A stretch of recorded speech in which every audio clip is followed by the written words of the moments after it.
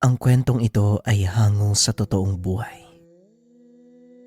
Mula ito sa isa nating kabayan na itago na lang natin sa pangalang Waldo. Walang eksaktong taon, probinsya ng Iloilo. Sigurado ko bang ayos lang sa mga tao dito na makipag-inuman tayo sa kanila?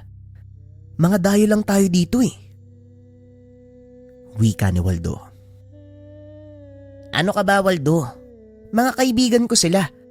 Nakilala ko sa trabaho, inimbitahan nila ako dito eh. Kaya ayos lang makipagsabayan ka sa kanilang uminom. At isa pa, pista naman ah. Tugon ni Binoy. Ayoko lang na may gawin silang hindi maganda. Alam mo naman ang ugali ko. Huwag kang mag-alala. Mabait naman sila, Waldo eh. Sige na oh, nag-aantay yung alak eh. Naanyayaan sa isang handaan si Binoy kasama ang pinsang si Waldo. Kilala ang binata sa kanilang baryo bilang isang mahusay na mananandok. Kinakatakutan sa kanilang bayan dahil bukod sa pagiging manggagamot, sinasabing may kaalaman din ito sa barang. Nang mga panong iyon, walang alam ang mga kaibigan ni Binoy tungkol kay Waldo. Pagdating sa tahanan ng kaibigan, ipinakilala nito ang pinsan.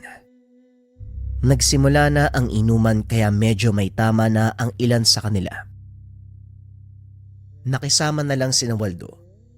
Sinasakyan ang mga biro ng mga kasamang lasing. Napansin ni Waldo ang isa sa mga kainuman na laging nakatitig sa kanya.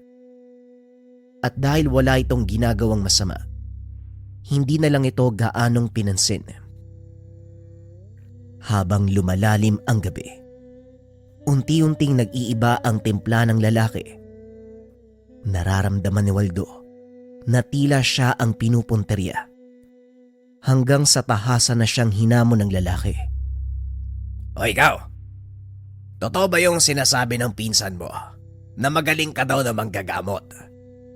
Apo kasi ko ni Mario mula sa kabilang ibayo. Kung talagang manggagamot ka, kilala mo siya. Wika ni Elmer. Napatingin si Waldo sa pinsan. Nagkipit balikat lang ito. Kilala ko ang lolo mo, Mario. At totoo, isa din ako manggagamot. Tugon ni Waldo. Nahinto sa pag-uusap ang lahat nang marinig ang sinabi ng binata. Waldo ang pangalan mo, hindi ba? Ako naman si Elmer. Tandaan mo ang pangalan ko. Dahil sa susunod nating pagkikita, hindi na ganitong pag-uusap ang mangyayari. Wika ni Elmer. Nagulat si Waldo. Hindi inaasahan ng binata na ganon ang sasabihin nito.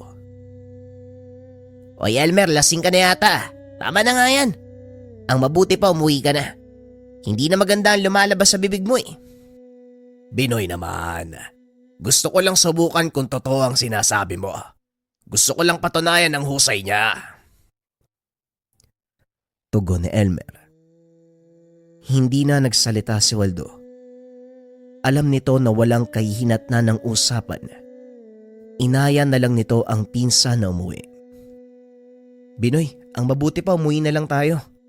Mukhang walang magandang patutunguhan yung usapan natin dito eh. Mabuti pa nga, Waldo. Lasing na din kasi mga yan eh, lalo na si Elmer. Wika ni Binoy. Nagpaalam na ang mga pinsan sa kainuman. Ngunit bago pa man makalis, nag-iwan ng babala si Elmer. Tandaan mo ang sinabi ko, kaibigan. Dahil sa susunod nating pagkikita, tototohanin ko mga sinabi ko. Wika ni Elmer. Hindi na sumagot pa si Waldo at nagpatuloy sa paglalakad. Bakit mo kasi sinabi sa kanila yung tungkol sa akin eh? Alam mo naman na ayokong pinapaalam sa marami yung ginagawa ko eh. Pasensya na, Waldo. Hindi ko din mapigilan yung sarili ko eh. Nagtanong kasi sila tungkol sa'yo eh. Sa susunod, Binoy, wag na wag ka magsasalita ng tungkol sa akin. Mahirap malaman ang karamihan ng ginagawa ko. Hindi kasi maiwasan ng mga taong matataas ang tingin sa sarili. Gaya ng Elmer na yan. Pasensya na, Waldo. Hindi na mauulit pero totoo ba yung sinasabi niya? Yung alin? Yung apo siya ni Kamario? Kilala ko matandang yun. Pero hindi ko alam na meron pala siyang apong hambog. Lika na nga. Umuwi na tayo, nahihilo na ako eh. Tugon ni Waldo. Naunang umuwi si Binoy dahil mas malapit ang tahanan nito. Habang naglalakad pa uwi, inisip nito ang mga sinabi ni Elmer. Pagdating sa tahanan, direkta itong naiga. Dahil medyo naparami ang inom, kagad din siyang nakatulog. Kinabukasan, madaling araw pa lang ay ginising na ito ng kanyang ama. Naalala ng binata na luluwas sila ng bayan sa araw na yon, kaya dali-dali itong naganda. Paglabas ng silid, nakita nitong nagkakape ang ama. Nakabihis na din ito, kaya naman dali-daling pumasok sa banyo ang binata para maligo. Bilisan mo ng kumilos. Alam mo naman na may pupuntahan tayo ngayong araw. Nagpakalunod ka pa sa lambanog. Wika ni Mang Matias. Pasensya na po tay, naimbitahan po kasi ako eh. Hindi ko naman matanggihan si Binoy. Yan ang sinasabi kong nangyayari sa tuwing sasama ka sa pinsan mo na wala nang ginawa kundi uminom. Baka mamaya, mabalitaan ko na lang na nalason na yan dahil sa katakawan sa alak. Masyado kasing kampante ang Binoy na yan eh. Na kaya ko siyang gamutin. Ay nako, hayaan mo na tay. Pagsasabihan ko na lang. Nga pala, ano po bang gagawin natin sa syudad? May nagpatawag sa akin. Sa palagay ko, kakailanganin ng tulong mo doon. Pasyente bang pupuntahan natin dun? Ano naman ang sakit? Ang balita ko nalason daw eh. Pero nang patignan nila sa ospital, wala nang makita ang mga doktor. Ilang beses na silang nagpabalik-balik sa ospital. Pare-pareho lang din ang sinasabi ng mga doktor. May mga manggagamot na din ang tumingin pero wala ring nagawa. Pagpapaliwanag ni Mang Matias. Matapos maganda ay lumakad na ang mag-ama. Nakasalubong ng mga ito si Binoy. Magandang umaga po, Tiyo Matias. Saan ba ang lakad natin? Sa syudad. At pwede ba, Binoy? Bago ka lumabas ng bahay, maligo ka naman. Amoy alak ka eh. Tanghali po ako nagising, Tiyo. Kaya nagmamadali na akong umalis. O siya, siguraduhin mo lang na matatapos ang gawain sa bukid. Bukas, magpapatanim na ako ng mais. Tugon ni Mang Matias. Papalis na sana ang mga ito nang biglang may naalala si Binoy. Sandali lang, Waldo. Kaninang umaga nakasalubong ko sina Elmer. Mukhang hindi nakalimutan yung sinabi sa'yo kagabi ah. Ay nako, hayaan mo na yung taong yun. Wala lang magawa yan sa buhay kaya ganun yan. Tara tay, tatanghaliin tayo oh. Baka hindi pa natin maabutan yung biyahe papuntang syudad. Tugon ni Waldo. Habang naglalakad, hindi maiwasan ni Matias na tanungin ng binata tungkol sa nangyari. Ano bang nangyari sa inuman nyo kagabi? At sino naman tong Elmer na yan? Apo daw po ni Mang Mario eh, mula sa kabilang ibayo. Naghahamon po kasi tay. Hindi ko pinapansin kasi lasing na din eh. Ano ka mo? Apo ni Mang Mario. Ano naman ang ginawa niya? Wala naman tay. Sinabihan lang po ako na mag-ingat. Dahil sa susunod na pagkikita namin, hindi na daw magandang pag-uusap ang mangyayari. Mabuti naman at hindi mo pinatulan. Alam mo bang kilala si Mang Mario bilang mahusay na manlalason? Pero kahit ganon, magaling din siyang manggagamot. Narinig ko na po yan kay Binoy. Kaya nga po hindi ko na pinatulan eh. Wala namang magandang mangyayari. Tugon ni Waldo. Maya-maya pa narating na ng mga ito ang terminal ng bus. Saktong papuno na ang sasakyan. Kaya naman nang makakyat sila ay kagad nang umalis. Habang nasa biyahe natulog si Waldo. Nakaramdam ito ng sakit ng ulo dahil na rin sa epekto ng ininom kagabi. Hindi na ito ginising pa ni Mang Matias hanggang sa makarating sila sa syudad. Waldo, nandito na tayo. Gumising ka na. Wika ng matanda. Dali-daling tumayo si Waldo at naglakad pababa ng bus. Alam niyo po ba yung bahay ng pasyente? Mula dito susunduin nila tayo. Habang wala sila, bumili ka ng kakailanganin mo. Medyo malayo ang lugar na pupuntahan natin sa mismong bayan at magtatagal tayo doon. Hindi ko alam ang totoong sakit ng pasyente natin. Tugon ni Mang Matias. Ilang minutong nakalipas dumating ang isang lalaki. Kayo po ba si Mang Matias? Ako po si Ingo. Ako yung susundo sa inyo. Ako nga yon, mabuti naman at nakababa ka ng ligtas. Tugon ni Mang Matias. Nagtaka si Waldo kung bakit nasabi ito ng ama. Tay, bakit naman hindi siya makakababa ng ligtas? Mamaya ko na ipapaliwanag. Halika na, Ingo. Tugon ni Matias. 30 minuto ang biyahe sakay ng habal-habal. Pagdating sa tahanan, lalong naginala si Waldo. Kagad silang pinapasok. Tay, ano bang meron? Bakit parang kakaiba yung kilos ng mga tao dito? Maging ako hindi rin alam ang totoong nangyayari. Pero isang bagay lang ang nilinaw sa akin ng asawa ng pasyente. May kaaway ang kanilang pamilya at unti-unti silang papatayin ang mga ito. Kaaway? Ano naman yung kinalaman natin dun? Isang mambabarang ang unti-unting lumalason sa kanila. 2 sa kanilang kaanak ang nawala. Ngayon, ang padre de pamilya naman nila ang tinamaan ng kung anong sumpa at yon ang kailangan nating pigilan. Mambabarang ang kalaban natin, Tay. Sigurado ko bang kaya natin to? Tiwala ako sa kakayahan mo. At sana magtiwala ka din. Dinala mo ba ang pinapadala ko? Opo, Tay. Lahat ng gamit na dapat dalin, nandito ho lahat. May hinala akong mangyayari to eh. Mahusay. Dito ka muna. Kakausapin ko ang pasyente. Titignan ko din ang kalagayan niya. Pag-uusap ng mag-ama.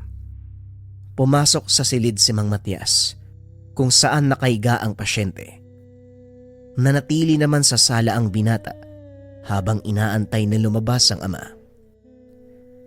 Ilang sandali pa pumasok na ng bahay si Ingo. Naupo ito sa tabi ni Waldo. Inabutan ng sigarilyo ang binata. Malala na ang kondisyon ni Tio Emong. Sa palagay namin hindi na siya gagaling po eh. Huwag kang magsalita ng ganyan. Magtiwala lang kayo kay tatay.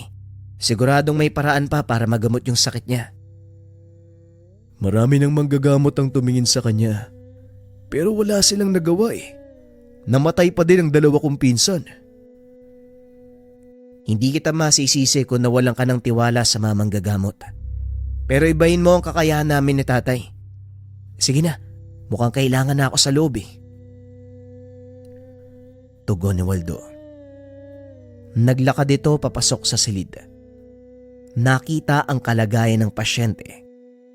Napatakip na lang ng bunganga ang binata dahil nabubulok na ang kalahati ng katawan nito. Parang gusto kong bawiin yung sinabi ko kay Ingo ah. Bakit mo naman nasabi ang bagay na yan? Dahil sa kalagayan ng pasyente. Isa kang manggagamot, Waldo. Huwag mo sabihing nawawalan ka din ng tiwala sa sarili mong kakayahan. Hindi naman sa ganun tay pero tignan mo ang kalagayan ng pasyente natin. Hindi sa wala akong tiwala sa panggagamot ha. Pero sa nakikita ko, parang imposibleng magamot pa natin ang taong yan.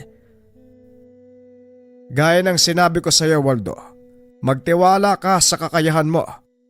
Halika na, kailangan na nating magsimula. Pag-uusap ng mag-ama. Inilabas ni Waldo ang mga gamit. Samantalang si Mang Matias nagsimula ng tawasin ang pasyente. Nang matapos tawasin, kinausap nito si Waldo. Hindi pa din kumakala sa mambabarang na nagbigay ng sakit sa pasyente. Ito na ang pagkakataon para hulihin siya. Malakas ang mambabarang na ito, Waldo, kaya kakailanganin ko ang tulong mo. Sa mga sandaling ito, siguradong alam na ng mambabarang na nandito tayo. Wika ni Mang Matias. Bahagyang kinabahan si Waldo dahil sa tagal niyang nanggagamot. Ito ang kauna-unahang pagkakataon na makakaharap siya ng isang malakas na mambabarang. Aminin ko po sa inyo, Tay.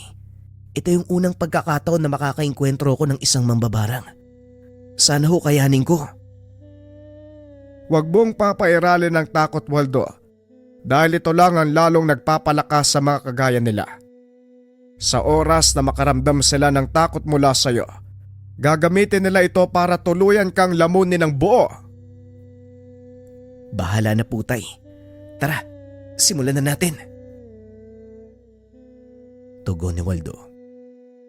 Tumayo ang binata sa tabi ng pasyente. Laking gulat nito nang biglang hawakan ng matandang babae ang kamay ni Waldo. Pakiusa, tulugan niyo ang asawa ko. Nakita ni Waldo ang pagkadesperado sa mata ng matanda. Ito ang nagtulak sa kanyang gawin ang hindi inaasahan ng ama. Tay, pwede bang ako yung humuli sa mambabarang? Sigurado ka ba? Itong unang beses na lalaban ako sa mambabarang. Kaya siguro naman, walang masama kung ako din mismo ang huhuli sa kanya. O sige, kung yan ang gusto mo. Tumayo si Mang Matias. Hinayaan si Waldo na isagawa ang ritual ng paghuhuli sa mambabarang. Nag-usal ng mga dasal pangkulong ang binata. Nang masiguradong nakakonekta na ito sa kalaban, kinuha ni Waldo ang isang maliit na sisidlan sa kanyang bulsa. Ibinus ito sa paligid ng higaan ng pasyente. Sandali lang, Waldo. Hindi ba ito yung abo galing sa tabako ng kapre? Tanong ni Mang Matias. Tumangulang ang binata bilang pagsang-ayon. Ipinagpatuloy ang ritual. Nang matapos ay sinubukan nitong tanungin ang pasyente. Kung naririnig mo ko, sumagot ka. Anong kailangan mo sa taong to? Tanong ng binata. Hindi dumilat ang mata ng pasyente, ngunit nakita niya itong ngumiti. May pakialamero na namang nanghihimasok sa mga ginagawa ko. Gusto mo rin bang mamatay kagaya ng mga nauna? Tugon ng pasyente. Sa pagkakataong iyon, alam ni Waldo na ang kausap niya ay ang mismong mambabarang. Magkahalong emosyon ang naramdaman ng binata. Hindi nito alam kung saan magsisimula. Napalingon si Waldo kay Mang Matias. Huwag mo kong tignan ng ganyan. Ituon mo ang pansin sa pasyente mo. Wika ng matanda. Muling ibinalik ni Waldo ang atensyon sa pasyente at sa mambabarang na nakasanib dito.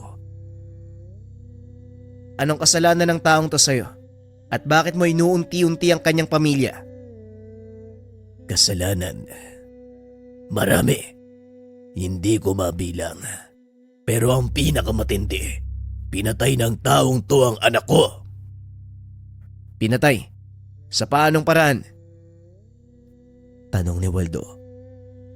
Habang kausap ng binata ang sanib, tinatanong naman ni Mang Matias ang kaanak ng pasyente tungkol sa sinasabi nito. Ayon sa asawa, wala silang alam sa tungkol sa totoong dahilan kung bakit pinaparusahan sila ng mambabarang. Paano mo nasabi na ang taong tong pumatay sa anak mo? May mga nakakita. Walang away ang sinagasaan ng traktora ang anak ko habang namumulot ng mga tuyong dahon sa daan. Nanlaki ang mata ng asawa ng pasyente. Bigla nitong naalala ang balita tungkol sa isang binatang may deperensya sa pag-iisip. Nasagasaan sa daanan pababa ng kabundukan. Walang ibang nakakaalam kung sino ang nakapatay. Kaya pala, madalas kong nakikita ang asawa kong tulala bago pa mangyari sa amin ang ganito. Ngayon malinaw na sa akin ang sinasabi ng mambabarang. Matyas, sabihin mo sa amin kung ano ang pwede namin gawin. Ang totoo, hindi ko rin alam ang gagawin. Nakasalalay kay Waldo ang mga magaganap. Magtiwala lang tayo sa anak ko. Alam niya ang gagawin. Tugon ni Mang Matias. Kahit alam na nag-aalangan si Waldo sa mga kilos, malaki ang pananalig niya sa likas na kakayahan ng binata. Bata pa lang si Waldo. Kinakikitaan na ito ng kakaibang kakayahan sa panggagamot. Maging si Mang Matias, hindi alam ang totoong pinagmulan nito. Dahil ni minsan, hindi naman niya tinuruan ang binata. Nakita na lang niya itong ginagamot ang kanilang kalabaw na nakagat ng makamandag na gagamba. Simula noon, unti-unting hinasa ni Mang Matias ang husay ni Waldo hanggang sa natuto ito ng mas komplikadong pamamaraan. Sa kalagitnaan ng pag-uusap, biglang napasigaw ang pasyente. Laking gulat ng mga ito nang makitang pinaparosana ni Waldo ang nakasanib. Nagtaka ang matanda kung paanong napasok ng anak ang malakas na depensa ng mambabarang. Bago pa man niya ipasa ang panggagamot kay Waldo, sinubukan na nitong pasukin ng depensa ng kalaban. Ngunit napakalakas na kahit isa siyang batikang manggagamot, nahirapang makapasok dito. Anong ginagawa ng kapre sa dumi ko? Paano kang nakapasok sa lugar na ito? Tanong ng nakasanib. Saka pa lamang napagtanto ni Mang Matias ang dahilan kung paanong napasok ng binata ang depensa ng mambabarang.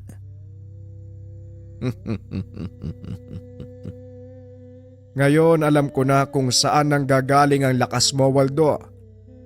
Sa inabahaba ng panahon, ngayon ko lang naisip ang tungkol sa alaga mong kapre. Wika ni Mang Matias sa sarili. Ngayon, mambabarang, makikipagtulungan ka na ba sa akin?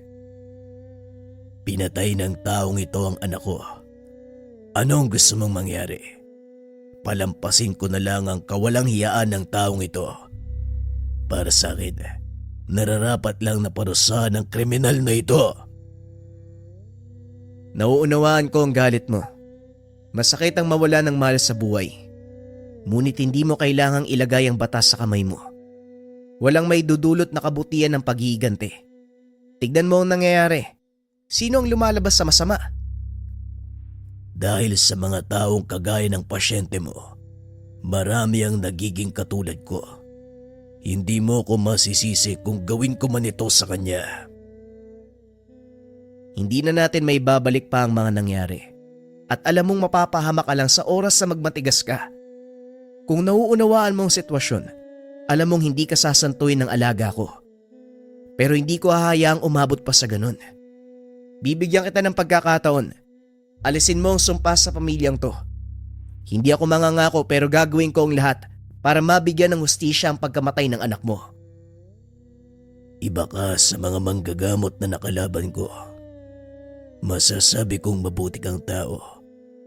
Pero ipapayo ko lang sa'yo, bata. Huwag ka masyadong mabait. Dahil sa uli, maaari itong gamitin ng mga tao laban sa'yo. Pagkatapos ng pag-uusap, nawalan ng malay ang pasyente. Dali-daling tumayo si Matias at hinawakan nito sa pulso. Magaling, Waldo. Ligtas na ang pasyente. Hindi ko alam kung anong ginawa mo, pero nanalo ka. Wala nang sumpa sa katawan ng taong ito. Wika namang Matias. Pinulsuhan din ng matanda ang mga kaanak. Napag-alaman na tuluyan ng nakalas ang sumpa. Tinupad ng mambabarang ang kanyang pangako. Aling Marta, nakipagkasundo ako sa mambabarang para mawala ang sumpa sa inyo. Sa oras na magkamala ang iyong asawa, isusuko natin siya sa kapulisan. Kung ano man ang makakabuti, yun ang gagawin natin. Kung may pagkakasala ang asawa ko, kailangan niya itong pagbayaran. Pero paano ang mga mabaging langit? Nawala ang lahat ng sugat niya. Anong himala to? Nagulat si Aling Marta nang makitang wala ng sugat ang asawa. Bumalik na sa dati ang balat nito. Nangangahulugan, sinunod ng mambabarang ang aming kasunduan. Ngayon to pa rin yung sa inyo. Maya-maya ay nagising ang pasyente. Inusisa ito ni Aling Marta. Umamin ito sa nangyari. Ang dahilan ng matanda. Hindi nito napansin na may tao sa kalsada dahil bukod sa madilim, napakaingay ng makina ng traktora. Nagulat na lang ito pagkalingon sa bandang likuran. Nakita ang lasog-lasog na katawan. Sa takot ng matanda ay mabilis niyang pinaandar ang traktora. Ilang araw ang nakalipas. Nagsimulang magkasakit ang kanilang pamilya hanggang sa isa-isang nawala ang dalawa niyang anak. Mabuti na lang at nagawang agapan ng anak ko ang sumpa ng mambabarang. Kung hindi, baka nabura na kayo sa kasaysayan ng baryong ito. Marami pong salamat sa tulong niyo.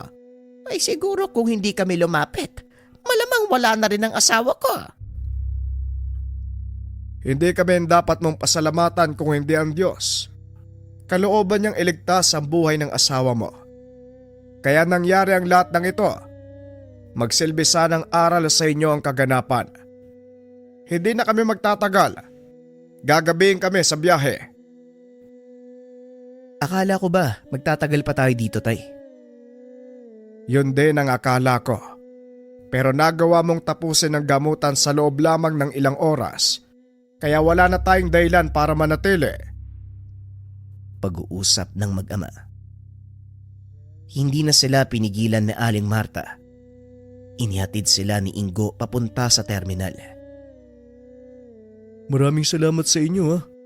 Akala ko talaga wala nang pag-asang gumaling yung pasyente. Wala yun. Gaya nga ng sinabi ng tatay ko, kalooban ng Diyos na bigyan pa siya ng isang pagkakataon. O paano? Nandito na ang bus sa sasakyan namin. O sige ha, mag-iingat kayo. Maraming salamat. Wika ni Ingo. Akmang sasakay na sana si Waldo sa bus. Nang may humawak sa kanyang kamay. Nilingon nito ng binata. Nakita ang isang matandang babae. Magandang gabi po. Ano pong maitutulong ko sa inyo? Wala naman. Magpapasalamat lang ako dahil sa iyo. Mabibigyan ng katarungan ng kamatayan ng anak ko. Salamat iyo. Tanggapin mo ang bagay na ito. Naway makatulong sa mga susunod mong panggagamot. Tugon ng matanda.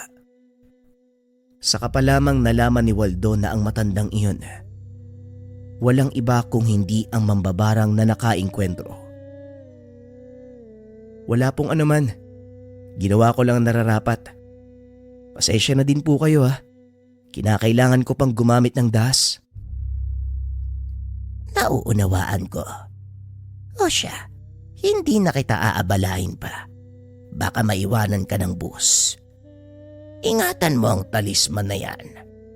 Lalo nitong papalakasin ang alaga mo, kapre. Pag-uusap ng dalawa. Matapos ay umalis na rin ang matanda. Habang nakaupo sa busang binata, hawak-hawak nito ang binigay ng matanda. Hindi niya ito inilabas. hanggang sa makarating sila sa tahanan. Ano ba yung hawak mo? Kanina ko pa napapansin yan sa bus ah. Binigay po sa akin ng matanda eh. Mantakin nyo, siya yung mambabarang na nakainkwentro ko. Nanlaki ang mga mata ni Mang Matyas sa isinagot ng binata. Nagkita kayo? Bakit hindi ko naramdaman ang presensya nun? Ay nako, kung ano man yung hawak mo, bukas na natin pag-usapan. Napagod ako sa biyahe. Wika ni Mang Matyas. Pumasok na ito sa silid at nagpahinga. Naiwang nakahiga sa sala si Waldo habang pinagmamasdan ang talismang ibinigay ng matanda. Gawa ito sa kahoy na may nakaukit na mukha ng isang nilalang sa magkabilaan. Habang tinitignan ni Waldo ang bagay na yun, hindi namamalayang unti-unti siyang nakakatulog. Nagising ang binata sa ingay ng kahol ng mga aso. Pagdilat nito, napagtanto ni Waldo na umaga na, kaya bumangon ang binata at pumunta sa kusina. Habang nagmumumog, narinig nito ang usapan ni Mang Matyas at ng ama ni Binoy na si Mang Abel. Mukhang nalason yata si Binoy, Matyas. Hindi na kumakain ng pamangkin mo. 2 araw simula nang magpunta sila sa inuman ni Waldo. Nasaan na nga pala ang batang yon? Wika ni Mang Abel. Abay malamang natutulog pa. Pero teka, anong kinalaman ni Waldo sa nangyari kay Binoy? Silang 2 lang ang magkasama, kaya natural na siya ang tanungin ko. Ay sandali, tatawagin ko. Pag-uusap ng dalawa. Akmang aakyat ng bahay si Mang Matyas nang makasalubong nito ang binata. Hindi na kailangan, tay. Magandang umaga po, Tio Abel. Ano po ba ang nangyari kay Binoy? Namimilipit sa sakit ng tiyan eh. Panay ang suka. Hindi na din nakakakain 3 araw na ngayon. Narinig ko pong sinabi niyo nangyari sa kanyang bagay na yun. 2 araw matapos kaming makipag-inuman sa mga kaibigan niya sa kabilang baryo. Parang alam ko na kung sino may gawa niyan eh. Sandali lang ho ah, magkakape lang ako. Wika ni Waldo.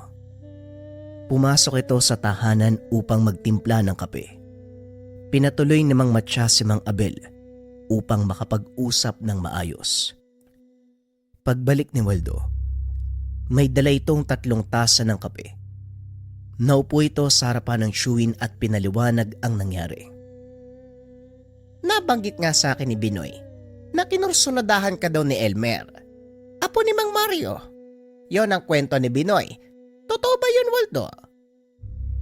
Opo, hinamon nga ako nun eh. Pero hindi ko naman siya binigyan ng pansin. Lasing na siya ng mga oras na yun, Tiyo. Kaya umiwas na lang kami ni Binoy. Pero hindi ko alam na ganun pala kalalim yung galit niya.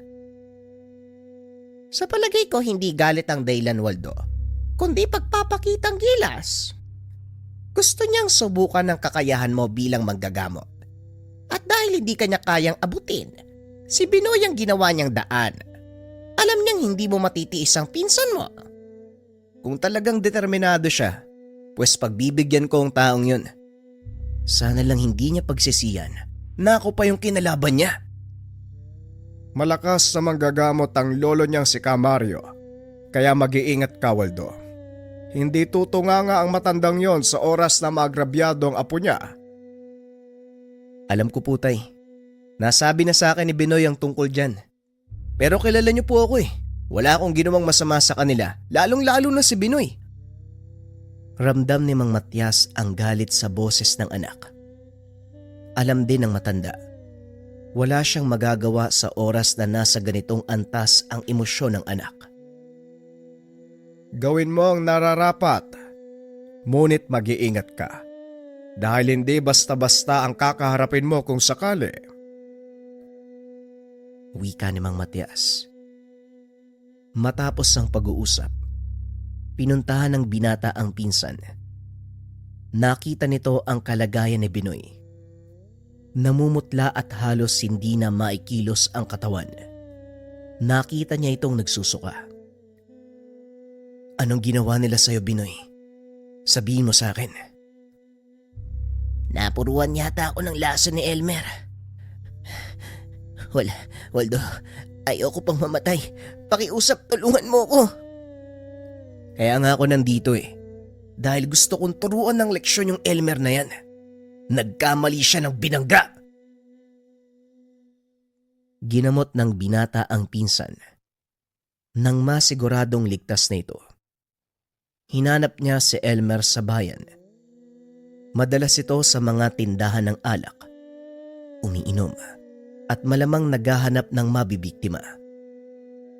Natagpuan ni Waldo ang hinahanap sa isang maliit na tindahan ng tuba. Nakikipag-usap ito sa ilang kalalakian. Narinig pa ng binata ang usapan na lalo namang nagpadagdag ng galit nito. Wala naman palang sinabi yung Waldo na yon.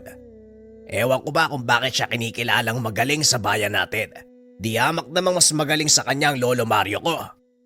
Ano naman sa palagay mo yung mangyayari dun sa pinsan niyang nilason mo? Tanong ng isa sa mga kausap ni Elmer. Baldo, parang hindi mo naman ako kilala. Unti-untiin ko ang katawan ng Binoy na yon. Hanggat may natitirang hininga sa kanya, hindi ko siya titigilan. Wika ni Elmer. Laking gulat nito nang biglang hampasin ni Waldo ang mesa. Nagtalsika ng mga baso. Nang makita na mga kasama ni Elmer kung sino ang may gawa, isa-isang nagtayuan ang mga ito at nagpulasan. Ayos mukhang iniwan ka na mga kasama mo. Ano nga uli yung gagawin mo sa pinsang ko? Hoy, mabuti naman at dumating ka na sa wakas. Alam mo bang? Hindi na pinatapos pa ni Waldo ang sasabihin ni Elmer. Bigla niya itong sinuntok. Kung sa akin ka may galit, huwag kang mangdamay ng walang malay. Narito na ako sa harapan mo. O ngayon, ano uli yung gagawin mo? Wika ni Waldo. Nang mga sandaling iyon ay wala ng tao sa lugar. Nagsipag-alisa na ang mga ito dahil sa takot kay Waldo.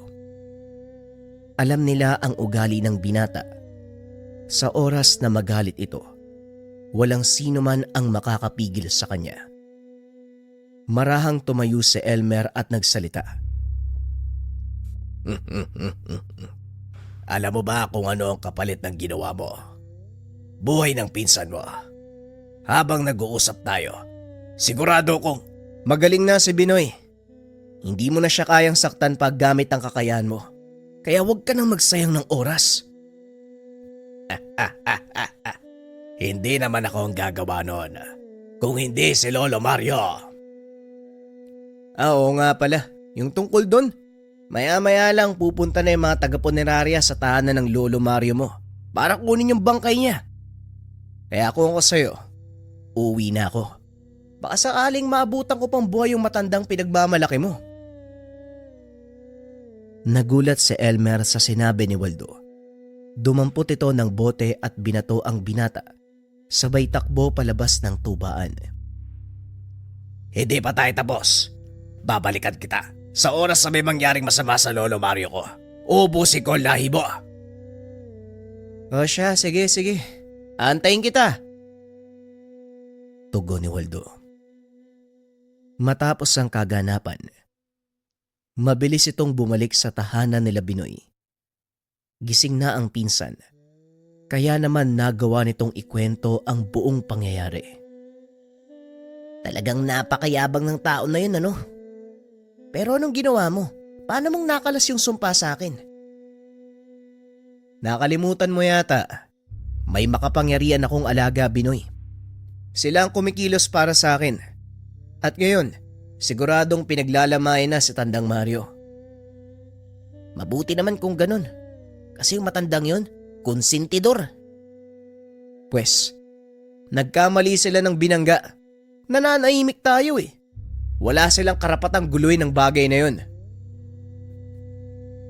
Pag-uusap ng magpinsan. At para makumpirma ang nangyari sa matanda, pumunta doon si Mang Abel. Nakita ng matanda, inilalabas ng tahanan ang walang buhay na katawan ni Mang Mario. Dinala sa punerarya. Matapos nun ay kagad siyang bumalik ng bahay. Totoo nga ang sinabi mo, Waldo. Wala na nga si Mang Mario. Huwag tayong papakasigurado, Manong.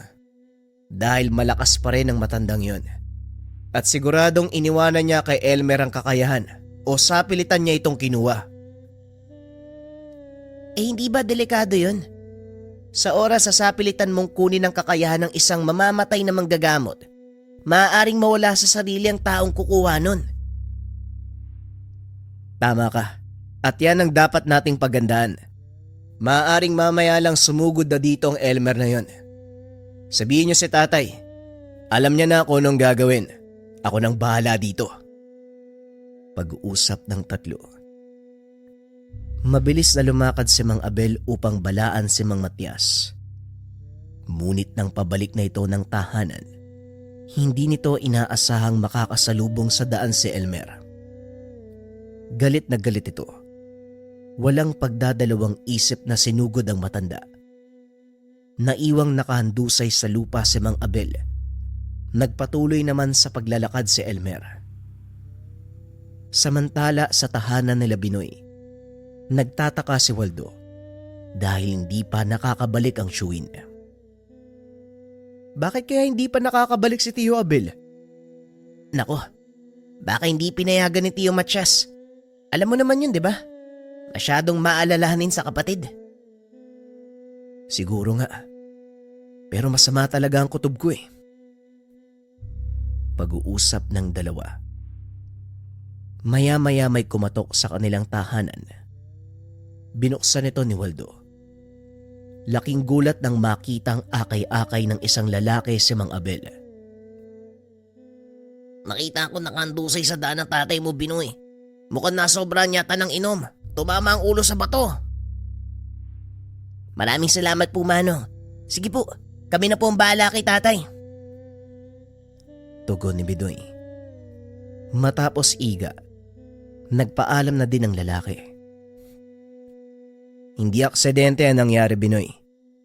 Nararamdaman ko ang presensya ni Elmer sa kanya. Talagang sinusubukan ng taong yan ang pasensya ko Wika ni Waldo. Maya-maya narinig nito na may sumisigaw sa labas ng bahay. Mukhang boses ni Elmer ang naririnig ko Waldo, nandito na siya. Magaling. Ngayon ipaparanas ko sa kanya kung gaano kalupit ang parusa na dulot ng abo ng tabako ng kapre. Dito ka lang, Binoy. Huwag na huwag kang lalabas. Wika ni Waldo sabay labas ng tahanan. Nakita nitong nakatayo si Elmer sa bakuran habang may hawak na itak. Lumabas ka dyan, Waldo. Ngayon natin tignan ang bangis mo. Wika ni Elmer. Naglakad si Waldo papunta sa kinaroroonan ng kalaban habang inilalabas ang isang sisidlan. Alam mo bang malaking pagkakamali ang pagpasok mo sa bakuran na to? Wika ni Waldo habang isinasaboy ang laman ng hawak na sisidlan. Nililipad ito ng hangin hanggang sa malikop ang buong kapaligiran. Ano naman ang palabas na ito? Mamaya malalaman mo. Pero habang hindi pa tayo umaabot sa ganong sitwasyon, bibigyan kita ng pagkakataon na umalis sa lugar na ito. Ang lakas ng loob mong sabihin sa akin yan. Napaghahalata ang hindi mo alam ang layo ng antas ng kakayahan natin ngayon. Alam ko, sapilitan mong kinuha ang bertud de Tandang Mario para lang makapagiganti sa kaganapan na ikaw mismong may pasimuno. Ako may pasimuno. Pinatay mo ang lolo ko. Sino sa palagay mo may kasalanan? Ibabalik ko sa iyo ang katanungan. Sino sa palagay mo yung nag-umpisa? Nilason mo si Binoy. Inuunti-unti mo siyang patayin. Sa palagay mo hindi ako gagawa ng paraan para iligtas ang pinsan ko. Nagkataong kinukonsinte ni Tandang Mario yung kabuktutan ng ugali mo. Kaya pati siya nadamay eh. Hindi ko na ulitin pa, Elmer ha. Umalis ka na kung ayaw mong matulad sa kanya. Matapos magsalita ni Waldo ay sinugod ito ni Elmer gamit ang itak. Nakita niya kung paanong bumaon ang talim sa katawan ng katunggali. Ngunit laking gulat nang biglang may nagsalita mula sa likuran. Oh, sinong tinataga mo dyan? Nilingon ito ni Elmer. Inundaya ng taga ang binata. Walang yaka! Lumabang ka na patas! Patas naman ako lumalaban ah. Nagkataon lang na nasa teritoryo kita. Kaya nasasakop ka ng aking kakayahan. Hindi lang ako basta manggagamot. May kaalaman ako sa pagmamanipula ng isipan ng tao. At ngayong nasa ilalim ka ng kapangyarihan ko, Elmer, bibigyan kita ng pagkakataong umalis. Pero kung hindi ka makikinig, pagdurusahan mo ang parusang ibibigay ko. Matapos magsalita ni Waldo, nabalot ng makapal na usok ang paligid. Halos wala nang makita si Elmer. Pilit nitong hinahanap ang kinaroroonan ni Waldo. Talagang sinasagad mo ko. Pwes, humanda ka! Wika ni Elmer. Sinugatan nito ang palad gamit ang hawak na itak. Ipinatak sa lupa. Nag-usal na mga dasal. Maya-maya ay humupa ang makapal na usok. Lumantad sa kanyang harapan si Waldo. Magaling! Ang bunga kala ko, hindi mo magagawang basagin ang ginawa kong ilusyon.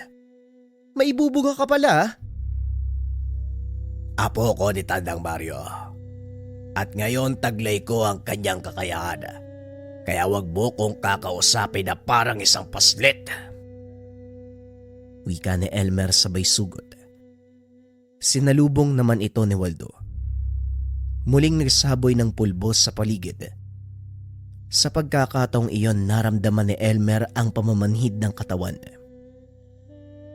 Hindi mo na nararamdaman ang mga kamay at paa mo, hindi ba? Alam mo ba kung ano yan? Abo ng tabako ng kapre ang tawag dyan. Sa oras na malanghap ng kagaya mong may kakayahan sa espiritual, maaari nitong lasunin ang iyong kaluluwa. Ilang segundo lang, mararamdaman mo ng unti-unting nanghihina ang katawan mo. At parang lilisanin ka ng sarili mong kamalayan. Kaya huwag ka nang manlaban pa. Wala ka nang magagawa. Wika ni Waldo. Winasiwas ni Elmer ang itak para hindi lang mawala sa wisyo. Kaso nga lang kahit anong gawin, kusang tumatakas ang kanyang kaluluwa sa katawan. Unti-unti siyang bumagsak.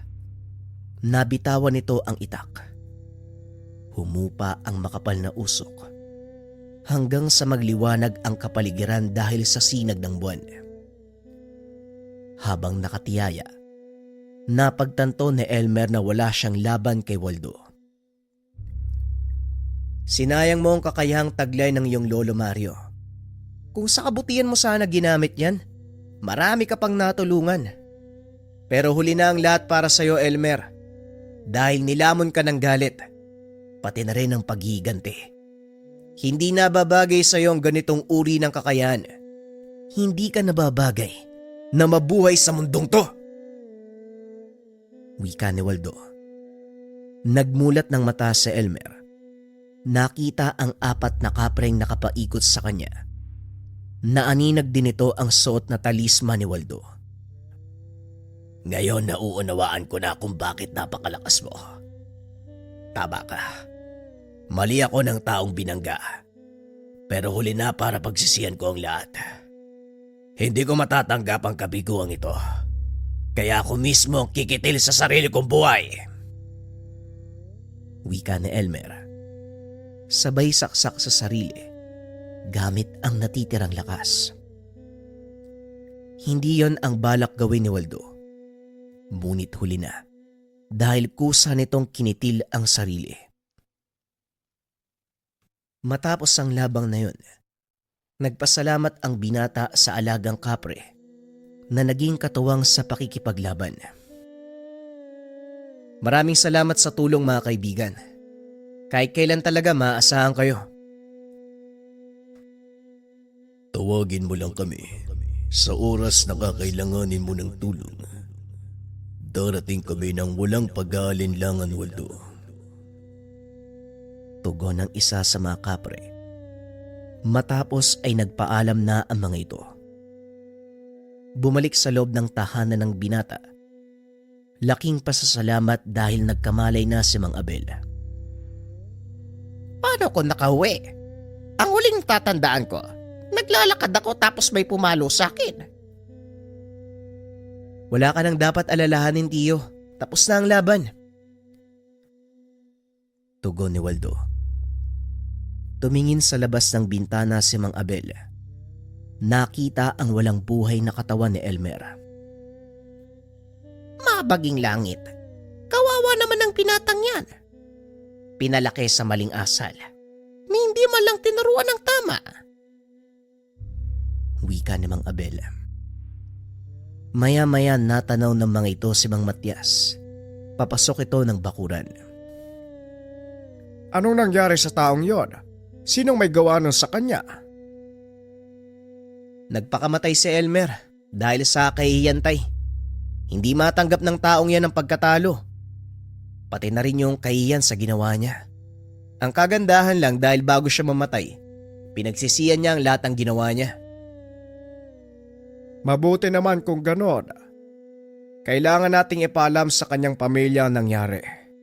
Alam kong maaari silang magsalita ng masakit laban sa iyo, Waldo. Pero kailangan mo itong tanggapin. Humingi ng kapatawaran. Hindi dahil sa inaamin mo ang kasalanan, kundi dahil ito ang nararapat mong gawin. Naunawaan ko po, Tay. Ngayon din po, ihatid namin ang bangkay ni Elmer sa kanilang tahanan. Pag-uusap ng mag-ama.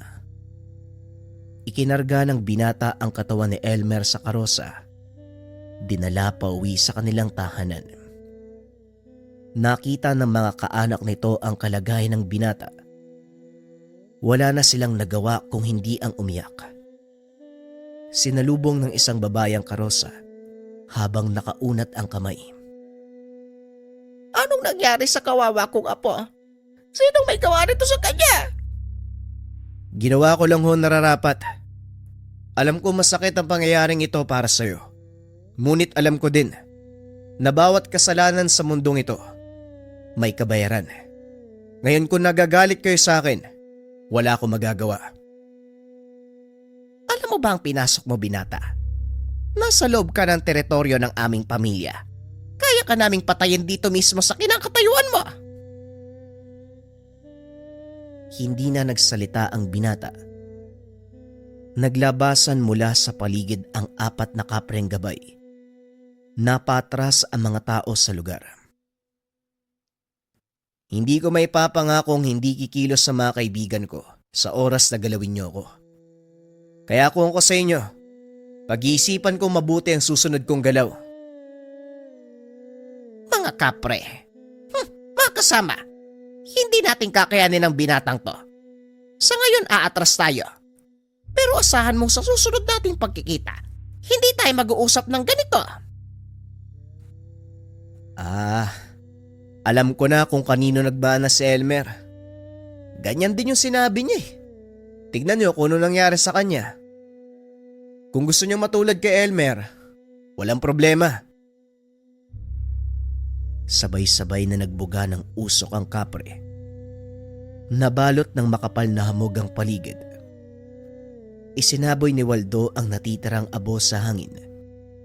Matapos ay isa-isang nagbagsakan ang mga tao sa loob ng pamayanan. Hindi inakala ni Waldo na hahantong sa ganong kalagim na pangyayari ang paghahatid niya kay Elmer. Hindi ko inaasahang hahantong sa ganito ah. Binalaan ko kayo pero wala ni isa sa inyong nakinig. Wika ng binata.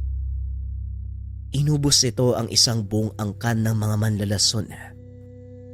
Wala ni isa sa kanila ang nakaligtas. Labag sa kalooban ni Waldo ang gawin ang bagay na ito. Ngunit ito lang ang tanging paraan upang makaligtas sa panganib. Ibinalita nito sa ama ang nangyari. Nagulat si Mang Matias. Ngunit wala na itong magawa.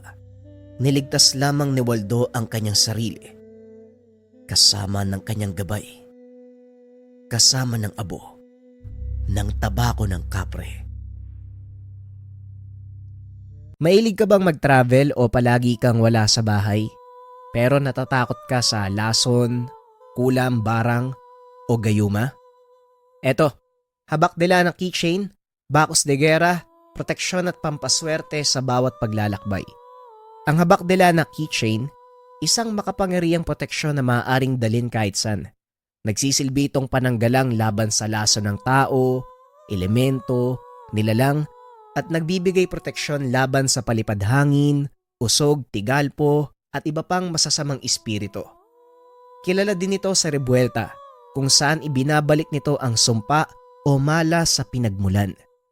Binuo mula sa mga bibihirang sangkap tulad ng itim na lupa ng makiling, tawas tapol, diamante negra, bato balison, at iba pang mga sikretong sangkap. Mainam itong dalhin sa mga naglalakbay o mahilig sa hiking bilang proteksyon laban sa masasamang elemento. Bukod dito, nagdadala din ito ng pampaswerte lalo na sa negosyo. Ilagay lamang sa altar na nakaharap sa silangan para sa magandang pasok ng kita. Isang keychain na hindi lang dekorasyon, kung hindi isang espiritual na gabay at proteksyon para sa araw-araw. Kung ikaw yung tipo ng tao na madalas wala sa bahay, palagi naglalakbay, mahilig mag-travel, bagay sa'yo ang habak de lana. Subukan mo.